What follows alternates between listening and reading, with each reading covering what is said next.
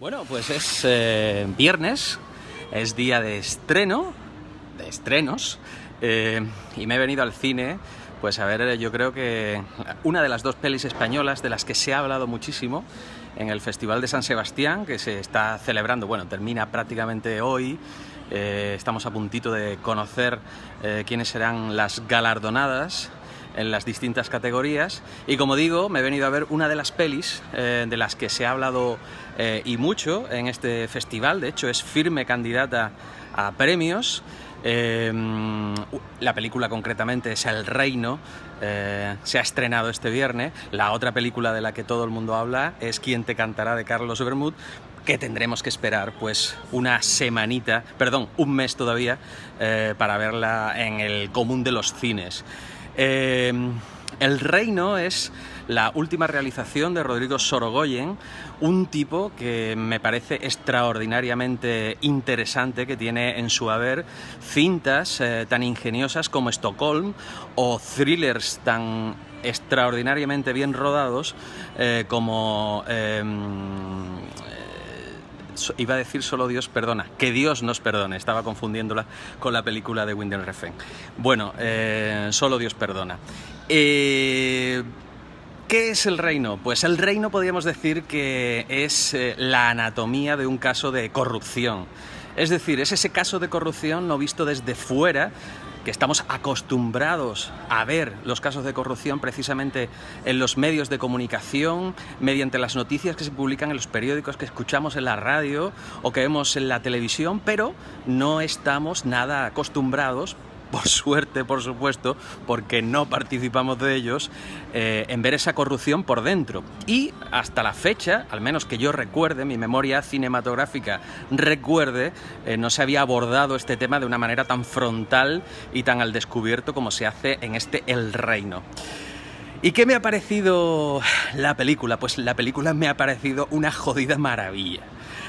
No solo porque haya apostado muy valientemente por destapar todo esto, que bueno, se utiliza el recurso de no nombrar ningún partido político en concreto, ninguna comunidad autónoma en concreto, ningún personaje en concreto que sea claramente identificable, se hace de una manera muy abstracta.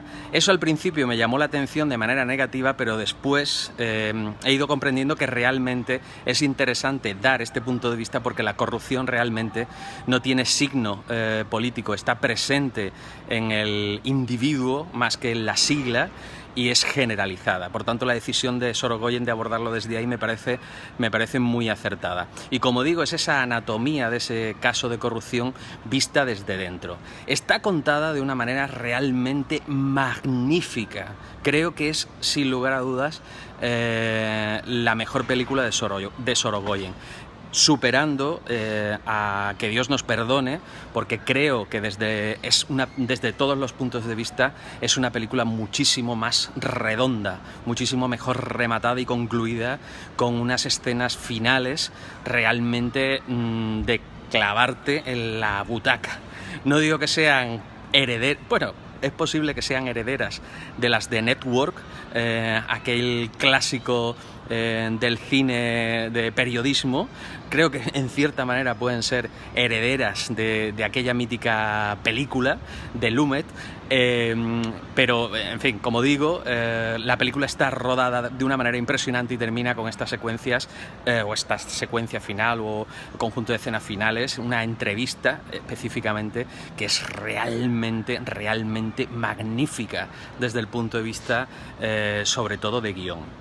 La cinta, Sorogoyen rueda muy bien la acción, ya lo demostró en su película anterior, Que Dios nos perdone, y en esta película yo creo que todavía madura más. Es una cinta muy inmersiva, la manera de rodarla con cámara al hombro, con primeros planos, con primerísimos planos que son resistidos de manera perfecta por los actores, es un casting que está realmente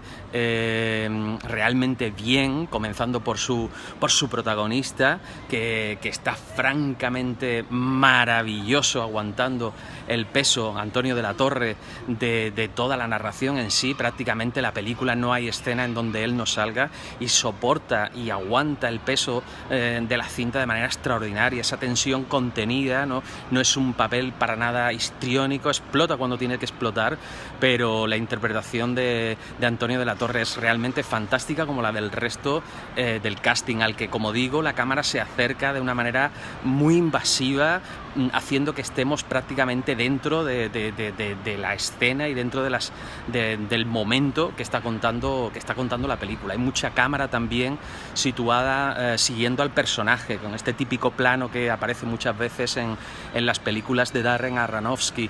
Y bueno, realmente el montaje es vigoroso.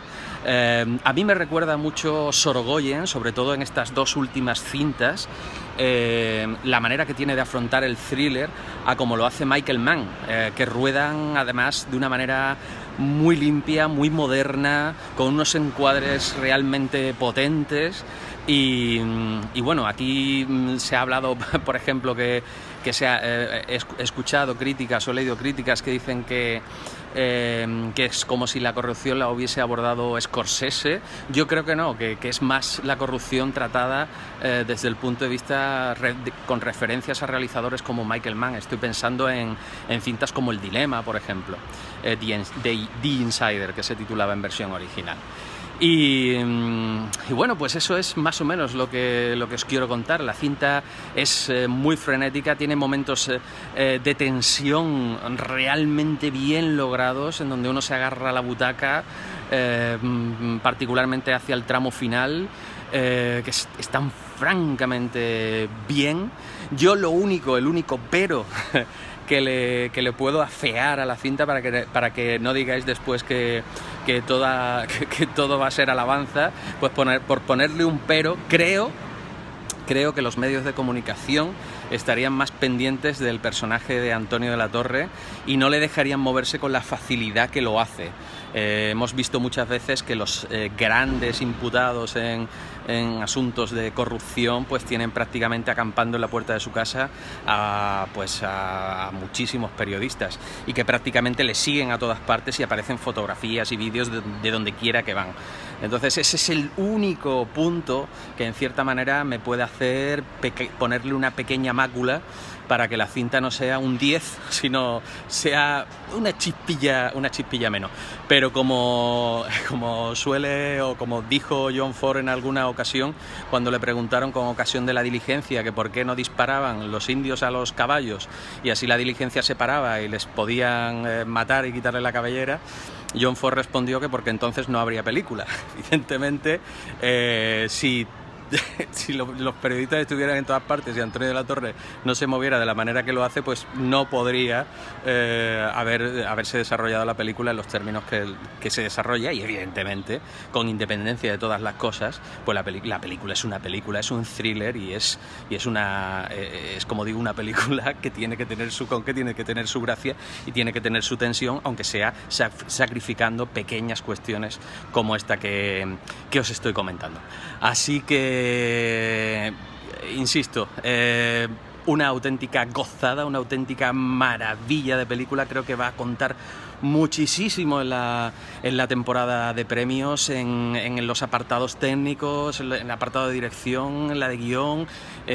Antonio de la Torre, el resto del casting, la Wagnerer está extraordinaria, José María Pou está extraordinario, Bárbara Leni está fantástica, el grupo de actores secundarios, que me voy a extender aquí nombrándoles a todos y no es el caso, están francamente bien. No hay un actor malo en esta película, y incluso Nacho Fresneda, que estamos acostumbrados a verle en el papel de Entre Ríos en El Ministerio del Tiempo, pues aquí interpreta una cosa muy, muy, muy diferente, pero también está el tipo realmente bien. Bueno, pues eso es lo que os quería contar del Reino.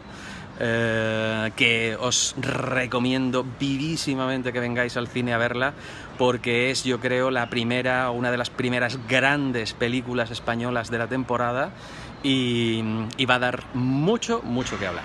Bueno, pues esto es lo que os quería contar del Reino y, como siempre os digo, que tengáis buen cine.